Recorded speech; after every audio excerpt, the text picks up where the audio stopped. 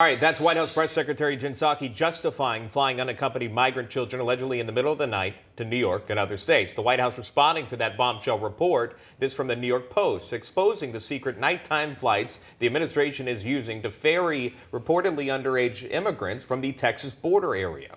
Joining us now to discuss, our panelist for the remainder of the hour, Isabel Brown, a contributor at Turning Point USA and also author of Frontlines, Finding My Voice on an American College Campus.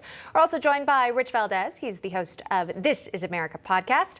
And finally, Dino Scaros is here with us as well, presidential historian, immigration attorney, and author of this new book, How to Talk Politics Without Arguing. I think I'm right, but I could be wrong. Okay, panel, great to see you all today. Again, we're talking about these midnight flights or early morning flights, depending on how Jen Psaki wants to categorize them. Isabel, your thoughts on her comments, her remarks, too, when answering questions about where these flights are taking migrant children and really who's on these flights? It's hardly surprising that our White House press secretary was defensive from a question from Peter Doocy, Emma. That's not the first time we've seen her act this way. But what's very interesting is that rather than addressing the issue head on, she immediately tries to deflect the question into saying, well, they're not taking place in the middle of the night. The middle of the night can't possibly be 2:30 in the morning or 4:40 in the morning. That's just earlier than you would like to take a flight. Peter, this behavior seems very erratic and strange to me as a viewer of this conversation. But really, it's the report itself that's going to matter to the American people. The fact that it's not being addressed, that there are secret flights happening of children, mind you. I think we wrap this up in fancy language too often by saying unaccompanied minors. These are children who don't have supervision otherwise, being shuttled from the government into an area that has a mandatory curfew in the middle of the night, landing in secret overnight and going, we don't know where, just doesn't pass the smell test to me. And I think there warrants some further investigation into this conversation. Rich, take away the more than 1.5, 1.7 million, whichever one it is, of the apprehensions or, those that have come underway under the CBP of immigration at the Texas southern border there. Take the numbers away aside. This administration flying out flights in the middle of the night, how are you paying for the flights and why are you doing it at that time? And shouldn't taxpayers know about these flights if they are indeed funded by the government? Shouldn't they know, hey, the White House should come forward and say, here's what we're doing with the migrants. We're sending them to here, here, and here, and here's the plan. But they're not. They've got to be reported by the New York Post and then defended from the White House briefing room. Your thoughts? It looks to me like Joe Biden and his Democrat administration are literally conducting a modern-day slave trade. This looks like an underground railroad being perpetuated by the government.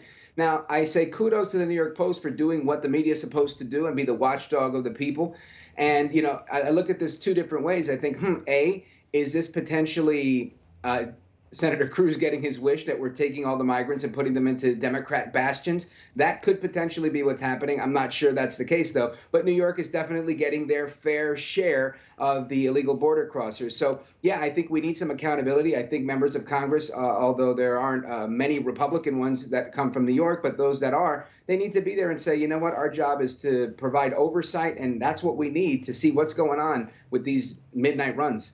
Yeah, well, you'd mentioned Senator Ted Cruz and his solution here, again, where he said he wanted to draft a solution that would send illegal immigrants to places that some would consider retreats for the high society. He said this: I'm introducing crucial legislation to alleviate the massive overload at the southern border by establishing new ports of entry in Democrat-led communities such as North Hero, Vermont, where Bernie Sanders spends his summers, and Martha's Vineyard, where Democrat elites host their cocktail parties. Dino Scaros, your final thoughts, again, how the Biden administration has handled this, and then, of course, what we're seeing from a prominent Republican lawmaker, Ted Cruz, and his solution here. Well, Emma, first of all, the United States is private property, and people forget that. It's like your house. And if somebody wants to bring people into your house to live in your attic without your knowledge, they're going to do it in the middle of the night while you're fast asleep.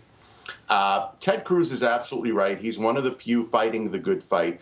Problem is, Americans are not outraged enough about this transnational trespass. I mean, you see police officer shooting an unarmed man, and there's national outrage, as well there should be. You see a shooting in a school, and there's national outrage, front page news. You see thousands coming in over the border, and it's like no big deal, like garbage on the New York City streets, and people are like, hey, it's New York, what are you going to do?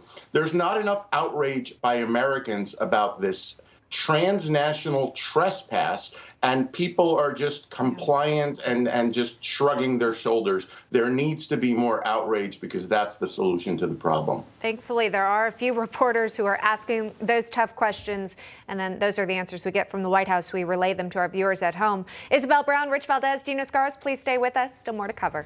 Yeah, today apparently is International Pronouns Day. Should we be celebrating or cringing? I don't know, but we're going to ask one outspoken member of the LGBT community what he thinks after the break.